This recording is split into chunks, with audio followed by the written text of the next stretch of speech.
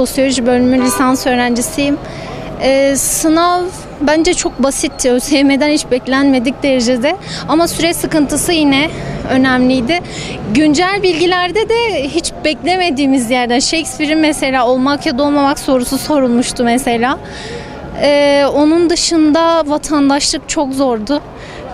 Bir tek onda zorlandım. Özellikle 2017 değişikliğini bekliyorduk ama ondan çıkmadı. Matematik güzeldi ama işte süre sıkıntısı olduğu için pek yetiştiremedim ben şahsen.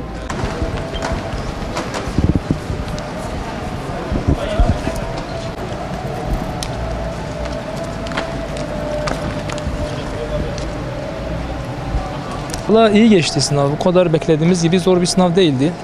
Hani genel kültür özellikle basit geldi. Bana basit geldi. Bilmiyorum arkadaşlar nasıl gelmişse. Zor değildi. Hiç matematik yapmama rağmen bugün 2 tane matematik bile yaptım. Bakalım hayırlısı artık. Bu sınava giden arkadaşlar için hayırlısını diliyorum. Türkçe öğretmenim. Sınava hazırlanmadım bu sene. Gayet rahat girdim. İyi geçmiştir inşallah. Sorular nasıldı? Rahat mı? Güzeldi ya. Yani hazırlanmayan biri için güzeldir. Süre yeterli oldu mu?